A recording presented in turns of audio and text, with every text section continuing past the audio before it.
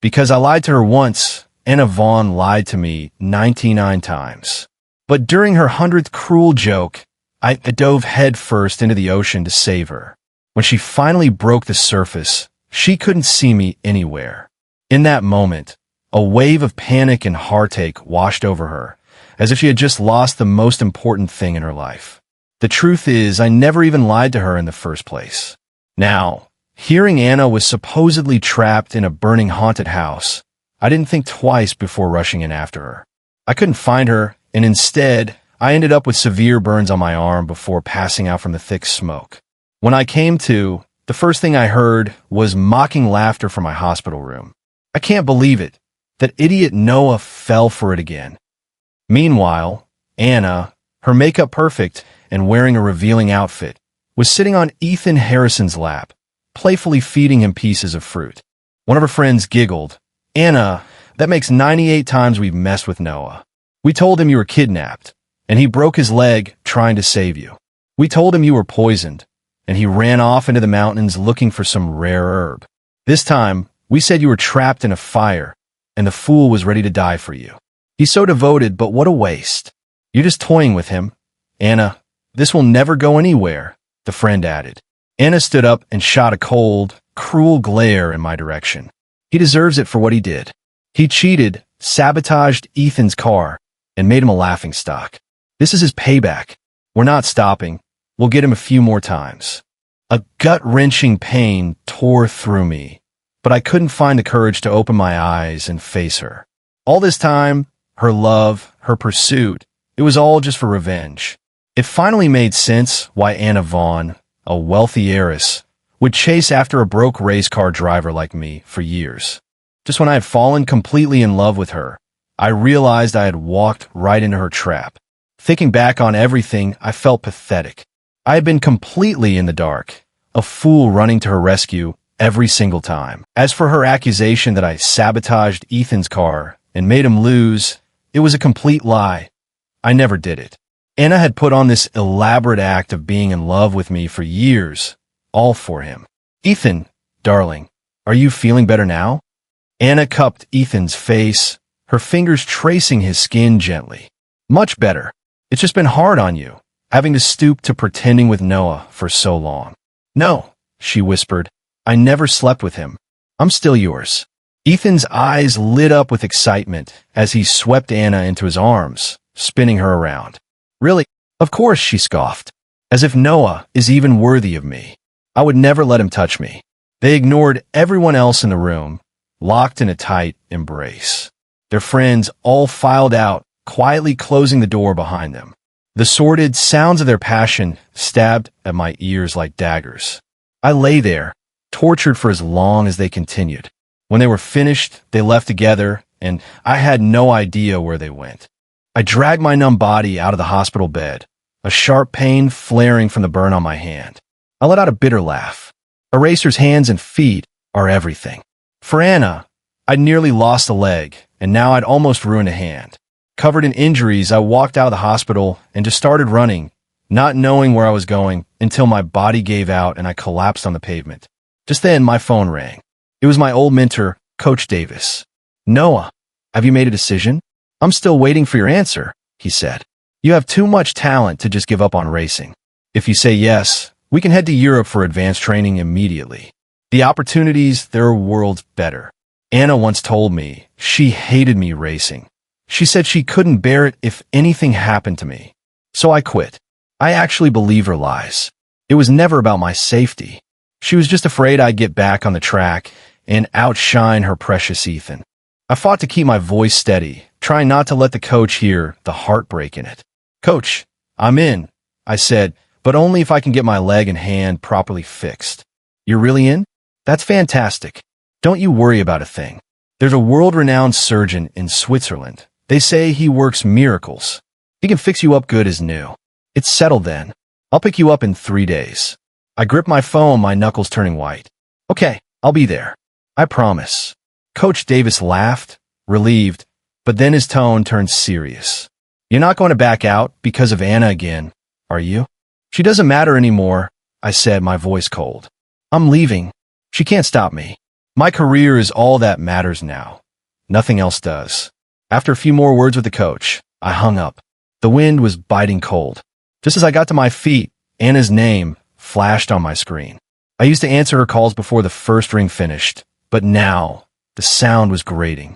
I rejected the call, turned off my phone, and walked on alone, the memories of us playing in my mind like a film reel. I needed to erase every last one of those memories. When I got back to my apartment, I left the door ajar. I could hear Anna's frantic voice from inside. She was on the phone, screaming. "What do you mean you can't find him? Are you all incompetent? If anything happens to Noah, I'll tear that entire hospital to the ground." I stepped inside and saw her, eyes red and puffy, pacing nervously with her phone. The moment she saw me, she rushed forward and threw her arms around me. "Noah, where have you been? You scare me to death. I thought you'd been kidnapped. I was about to call the police." She clung to me, her body trembling, and for a second, it almost felt real.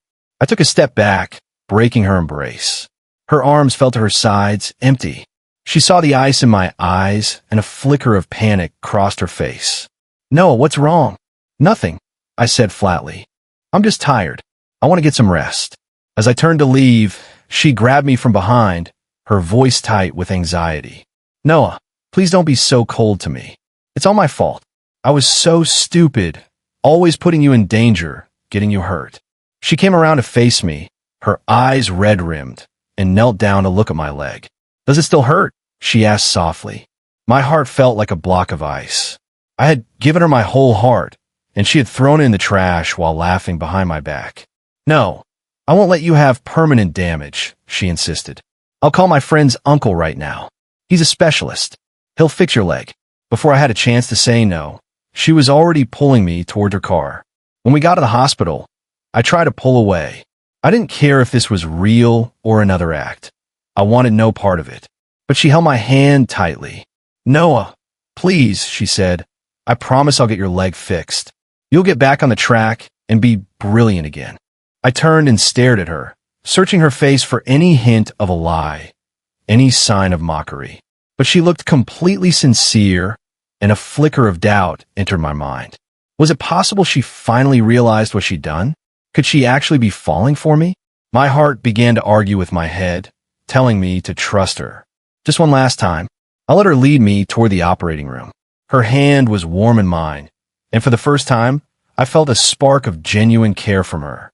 "Anna," I said, stopping her and looking her in the eyes. "What is it?" she asked. She raised her free hand and gently caressed my cheek. "Do you love me?" I asked, needing to hear it. "Of course I love you, you silly man," she whispered. "So you need to be good for me now, okay?" She leaned in, gave me a soft kiss, and then walked away, looking back once with a hesitant expression. I lay on the operating table as the doctor began to administer the anesthesia. Just as my consciousness started to fade, the door swung open and a group of people filed in. I heard the familiar voices of men and women, erupting in laughter. "The big idiot fell for it again," one of them crowed. "Is your uncle here yet?" "He's on his way. I can't wait to see what a zoologist does to Noah," Ethan said with a smirk, patting my cheek condescendingly. "I hear the experiments are excruciating, the kind of pain that tears you apart from the inside." Fear and panic seized me. Anna had lied again. I was a blind fool for believing she would ever actually help me. It was just more revenge. I fought to open my eyes, to wake up, but it was useless. I was completely paralyzed. A moment later, I felt a sharp prick in my arm as someone injected me with a needle. I tried to scream, to tell them to stop, but no sound would come out. An agony I had never known ripped through my body. Tears streamed down my face as I convulsed uncontrollably, the pain so intense it nearly killed me. When I finally woke up, 2 days had passed. The first thing I heard was Anna's furious voice, followed by the sound of shattering glass. "Why did you inject him with that poison without my permission? If he had died, I would have killed you all." "Anna, what's the big deal?" One of her friends replied nonchalantly. "Wouldn't it be better if he was dead? Then Ethan would have no competition. Unless, have you actually fallen in love with him?" Anna was suddenly at a loss for words, and the room fell silent. "That's ridiculous," she finally stammered. The one I love is Ethan. I just feel sorry for Noah, that's all. She didn't understand the sudden panic rising in her chest, but her friends breathed a collective sigh of relief. See? I knew it. Anna would never get angry with us over a guy like him. All right, well, we should get going, one of them said. After they left, the room was finally quiet. Anna walked over to my bedside and muttered to herself, "Love? No, that's impossible." She ran her hands through her hair, agitated. "I have to leave tomorrow. You need to wake up now." As I opened my eyes, Anna, to her own surprise, sat back down, a look of relief on her face. "Noah, you're awake. Your leg still needs time to heal. I'm so sorry. I let you down." She looked down, the very picture of remorse, but my expression remained cold. My original leg injury had been minor. It was her scheming and delays that had caused this permanent damage. "It's fine," I said, my voice devoid of emotion. "I don't blame you. I only blame myself for being so blind." My words seemed to comfort her, as she smiled and hugged me. She checked me out of the hospital and took me home. As I was about to grab a change of clothes for a shower, I overheard her on the phone with her friends planning their next move. "Let's get him one last time, Anna," a friend said over the speakerphone. "Isn't it his birthday tomorrow? We'll tell him you're drowning and get him to jump in the ocean after you. A mouthful of salt water is a light punishment." "No, I'm not pretested weekly. Noah only just learned how to swim. I'm worried he might actually drown." Ethan was really upset when he heard you threw that fit in the hospital over Noah. "He's heartbroken," the friend pressed on. "Remember, if it wasn't for Noah cheating, Ethan never would have lost that race and been humiliated by his fans. That was worse than death for him." Anna's hesitation vanished. "Fine," she said, her voice firm. "Let's do it. But this is the last time." I stumbled out onto the balcony, clenching my fists, my heart bleeding with a fresh pain. They wanted me to jump into the ocean to save her. With my weak swimming, I would be the one to die. Fine. If that's what they wanted, I would let her live with that for the rest of her life. Anna came out and wrapped her arms around me, telling me she was taking me to the beach in Malibu for my birthday tomorrow. I didn't refuse. I would treat it as our final goodbye. I just picked up my phone and made a quick call to Coach Davis. The next day arrived all too quickly. Anna drove me out to the beach where her friends, including Ethan, had already set up a barbecue. The second Anna saw Ethan, her eyes lit up and she walked right over to him, leaving me standing alone by the water's edge. When I looked back a moment later, she was gone. "Oh my God," one of her friends screamed. Anna was on the rocks, and she fell in. All eyes turned to me, expectantly. They were all waiting for me to be the hero. I let out a bitter, self-deprecating laugh, and, to their delight, I jumped into the churning water. They all roared with laughter. I swam parallel to the shore, far down the beach where no one could see me, and climbed out next to the car I had arranged to be there. "Anna," I thought, "I hope my death haunts you forever. This time, I'm the one lying." Now we're even. Back at the party, Anna started to feel a genuine sense of unease. A long time had passed, and there was still no sign of me in the water. "Get your gear on and get him out of there. Now," she screamed at them. Seeing she was serious, her friends finally jumped into the water one by one. But after searching for what felt like an eternity, they couldn't find any trace of me, and a real panic began to set in. When they scrambled back onto the shore, Anna ran to them, her voice shrill. "Well, where is he? We couldn't find him." Her eyes widened with shock and terror. "Then what are you doing back on the shore? Get back in the water and find him. If you don't find him, I swear I will kill every single one of you." Hearing that I was really gone, her heart twisted in a way she didn't understand. She had told herself she didn't love me, but maybe her heart had fallen long ago without her permission. Fear pushed her to the edge of a breakdown, and without a second thought, she dove into the ocean herself. She knew if she didn't find me, she would regret it for the rest of her life. She searched frantically, coming up for gasps of air only when her lungs burned, diving back down again and again until she was utterly exhausted and nearly swept away by the current.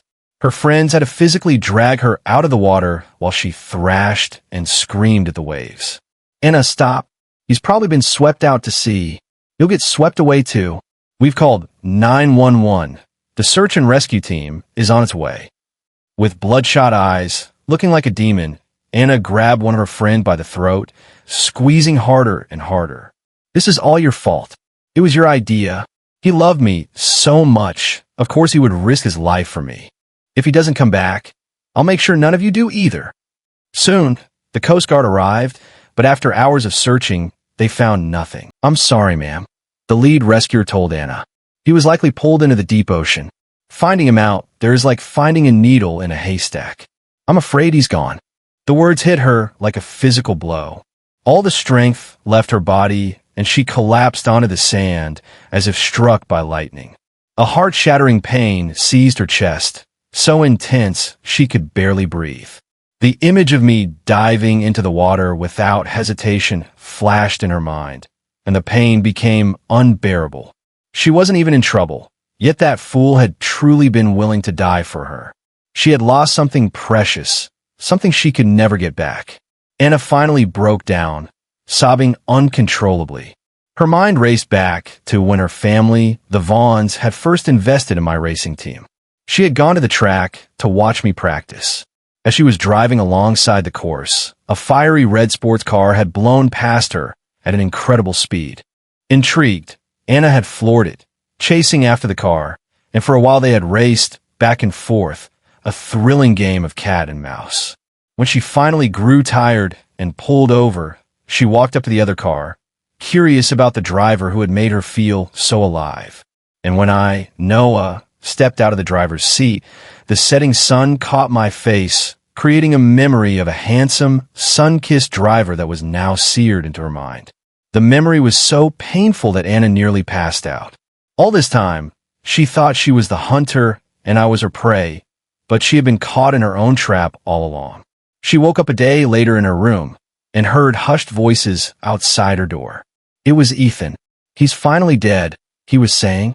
They can't even find Noah's body. Then she heard the rest. It was us who sabotaged his car back then, Ethan's friend admitted. We never thought the race organizers would make us swap cars at the last minute. He got lucky, but I couldn't stand the way Anna was always looking at him. So I got angry and framed him, made her hate him so she'd help me get my revenge. Hiding behind the door, Anna felt her world collapse. All the strength drained from her body, and she slumped to the floor. She couldn't accept it. All this time, she had been tormenting an innocent man. The crushing pain returned to her chest, and she clutched at it, suffocating on the realization that she, with her own hands, had driven the man she now realized she loved to his death.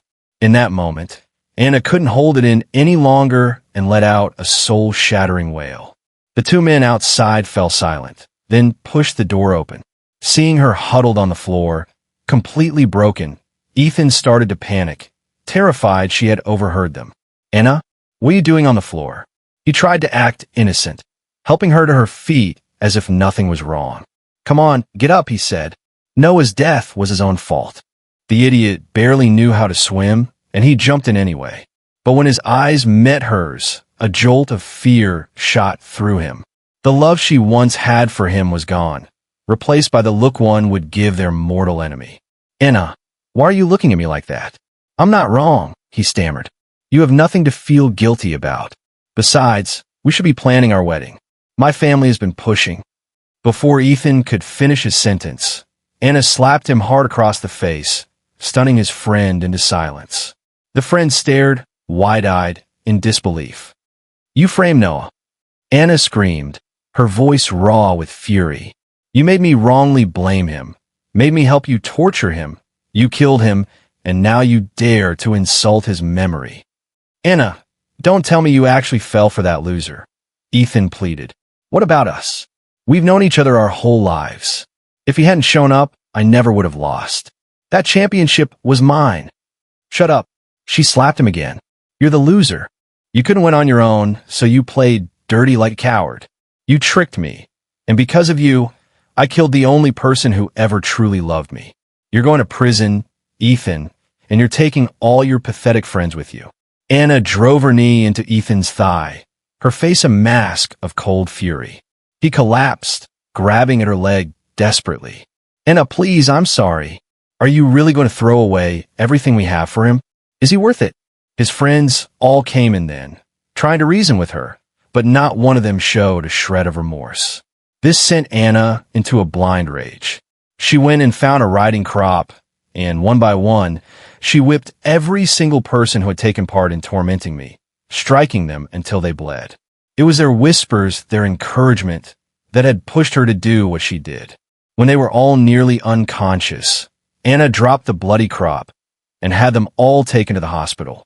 After it was done, she went back to her room, looked at a photo of the two of us, and began to weep again.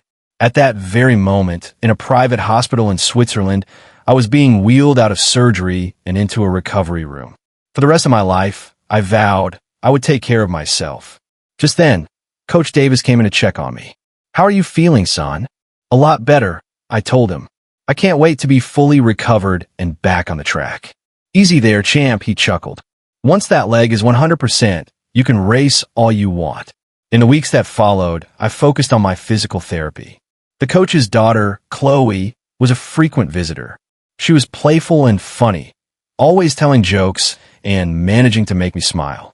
Slowly but surely, she helped me erase the darkness of my past, and I forgot all about Anna Vaughn as my leg healed completely. The day I was discharged, I was ecstatic. I couldn't wait to get to the track with Coach Davis. Chloe became my manager. She had incredible connections and got me a spot with a top-tier racing team. During practice sessions, I competed against some of the best drivers in the world, and thankfully, I hadn't lost my touch. I won my very first practice race, and soon, my name started getting attention. The word on Twitter was that the legend was back. When the day of my first official race arrived, I flew back to the United States. On the way from the airport, I wondered if Anna knew I was alive. Chloe had told me that after my death, Anna had become a shell of her former self, completely lost.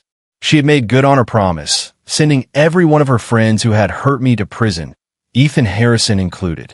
I just shrugged when I heard it. I had already moved on.